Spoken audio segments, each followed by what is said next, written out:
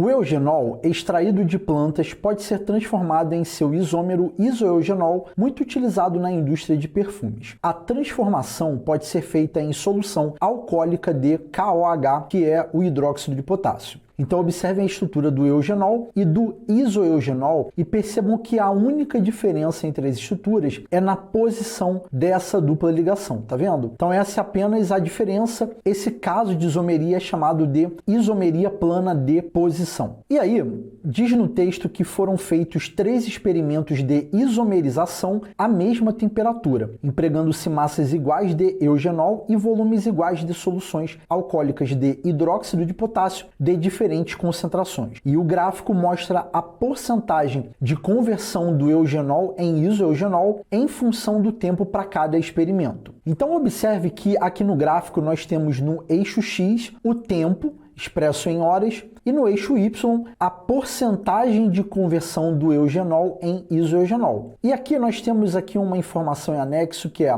o tipo de experimento e a concentração de hidróxido de potássio de cada experimento. Então, por exemplo, aqui no experimento 1, que nós temos essa curva, sabemos que nessa situação a concentração foi de 6,7 mol por litro do hidróxido de potássio, tá? E aí nós temos as demais curvas com as suas concentrações. Enfim, analisando-se o gráfico, o que a gente pode concluir? Então, na letra A, ele diz que a isomerização de eugenol em isoeugenol é exotérmica, ou seja, é uma reação química que libera calor. Bom, galera, eu não sei se vocês observaram que aqui no texto não tem dizendo nada sobre a questão de se o processo libera ou absorve calor, então não tem nada no texto falando sobre isso. Então isso faz com que a letra A gente não tenha elementos suficientes para dizer se é endotérmico ou exotérmico, tá? Então a letra A não pode ser. Agora, na letra B, nós temos dizendo que o aumento da concentração de hidróxido de potássio provoca o aumento da velocidade da reação de isomerização.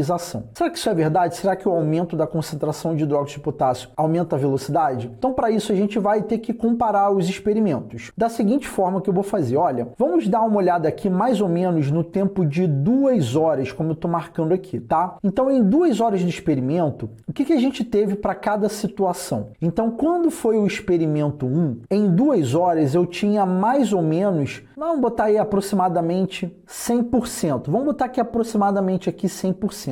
Então, no experimento 1, quando a concentração foi de 6,7 mol por litro do hidróxido de potássio, em 2 horas, o que eu tenho para o experimento 1? Aproximadamente 100% do processo de conversão realizado. Quando foi o experimento de número 2, que está aqui nessa curva, observe que a gente tem aí, sei lá, vamos botar aqui que tem uns 30 e poucos por cento. Então, o experimento de número 2, aproximadamente 30% de conversão. E observe que no experimento 2 a concentração é menor. No experimento de número 3, 2 horas dá mais ou menos aqui, sei lá, aproximadamente 25%, né, do processo de conversão feito. E a concentração é menor ainda. Então, não sei se vocês estão reparando que à medida que a concentração vai aumentando, a velocidade de conversão, ela cada vez mais é maior. Então, quando ele vira aqui para a gente e fala que quando eu aumento a concentração do hidróxido de potássio, eu provoco o aumento da velocidade da reação de isomerização, isso aqui tá certinho, tá? Então, a gente já sabe que a letra B é a alternativa correta. Agora a questão é, o que tem de errado nas outras alternativas? E vai ser justamente isso que eu vou fazer agora, tá? Na letra C, ele diz que o aumento da concentração de hidróxido de potássio provoca a decomposição do isoeugenol. Galera, o que a gente entende como decomposição do isoeugenol? É eu pegar o isoeugenol e quebrar ele em outras substâncias, tá? Então eu vou pegar o isoeugenol, vou quebrar e vou formar pelo menos outras 2 substâncias diferentes. E não é isso que a gente está vendo. Lembrando que o isoeugenol é o produto. O que o gráfico está trabalhando, o que a gente tem analisado aqui até então, é o processo de conversão do eugenol em isoeugenol. Isso não tem nada a ver de pegar o produto e quebrar ele em outras substâncias. Não tem nada a ver com relação a isso, tá? Então a letra C está errada. Na letra D, ele diz que a massa de isogenol na solução 2 horas após o início da reação era maior do que